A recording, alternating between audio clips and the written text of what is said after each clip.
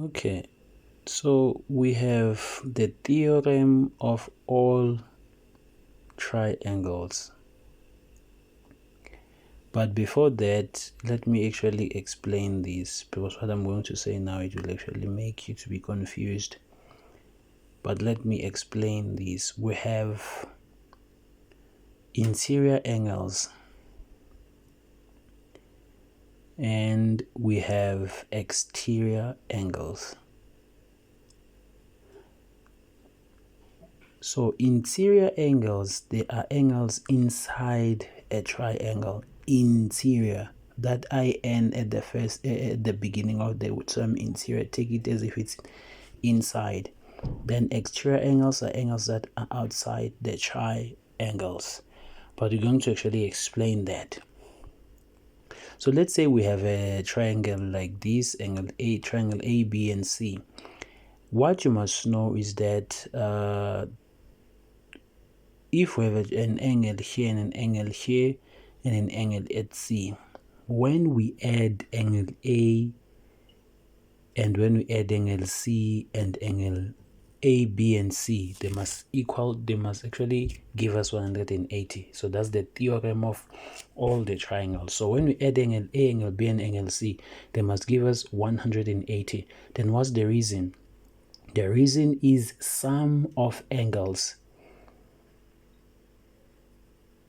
in a triangle. So this is what it is, the theorem of all triangles, that when we add all the interior angles that are inside the triangle, they must give us 180.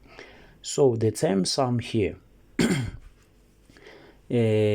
sum means that addition. So the sum is actually the number that you're going to get when you add numbers. Then the answer becomes the sum. Then when you subtract numbers, the answer that you're going to get is known as the difference. Now when you multiply two numbers, the answer that you're going to get, it becomes what? The product.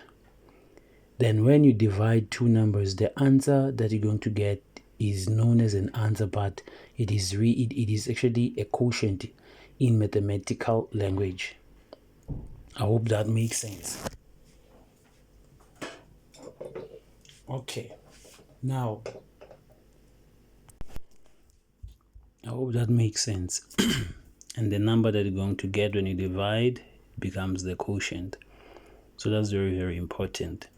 So the theorem of all triangles is that when you add angles that are inside interior angles of a triangle, they must give you 180 in all these triangles, as different as they are.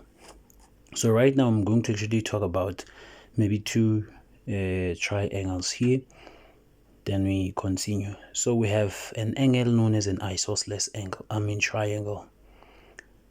Isosceles triangle. What we know is that when we add angles that are inside the triangle, they must give us 180. So these are the properties of an isosceles triangles. Two opposite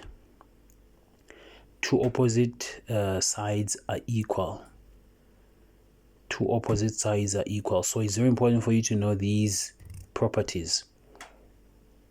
And two base angles or two adjacent angles are equal. Please make sure that you forward this to your friends. Yes, so they can actually get the help that you are getting right here. Now let's say this ugly triangle right here is, so these two lines are equal. So this becomes what? An isosceles triangle. Why? Because we can see AB is equal to AC, as you can see. So but we know that when we add these angles, they must give us 180. So since AB and AC are equal, it means that if AB is 30, that makes AC to be 30. Then there is an isosceles triangle. I hope it makes sense. You eat because you are hungry, so that's the reason. So you provide reasons here in geometry. But these angles, what you must know about them, two base angles are equal, meaning angle B equals angle C. So if C is 30, it means that B will also be 30. Then the reason is isosceles triangle. Or angles equal opposite sides, but you can use isosceles triangle. Now let's say A equals 100, then they want you to determine the value of B and the value of C. But what we know is that B and C are equal, meaning if I get the value of B, I already have the value of C. I hope it makes sense. Then you add these angles equals 180, raising sum of angle in the triangle. Then what do you do now? We know that the value of A is 100, the value of B we don't have it, and the value of C. But we know that angle B and angle C, they are equal. Therefore, we can write 2B because they are equal, or 2C if you want. I hope that makes sense. Since angle B and angle C, they are equal, so we can actually take one angle, then that angle actually speaks not only for itself but also for the other angle. I hope it makes sense. Then you transpose the 100, you move the 100 to the other side, it becomes negative. So 2B equals what? Equals 80. Then we divide both sides by 2. That makes angle B to be 40, and angle C is also 40. Don't forget that. So this is an isosceles triangle. Therefore, angle B and angle C are equal. I hope you actually get that analogy. Therefore, so these three dots, that means therefore, angle C is also 40. What's the reason? So the reason that makes angle C to be 40, or let me just write it like this. We can say angle B equals angle C, and they are both equal to 40. Then what's the reason? Isosceles triangle. Or you can say equal sides, equal angles opposite sides, or opposite sides equal angles. I hope that makes sense. But you can use isosceles triangle only if you're in grade 8, 9, and 10. But if you're in grade 11 or 12, you don't use that one. Use that one that says angles equal opposite sides. Or they can actually show you this triangle in this format or in this manner. So these two sides are equal, that makes it an isosceles. Then let me just draw it like this. Then they say these sides are equal, that makes it an isosceles. And so this is not an isosceles, even if it can have that similarity. Why? Because there are no lines that are equal here, therefore we cannot say it's an isosceles.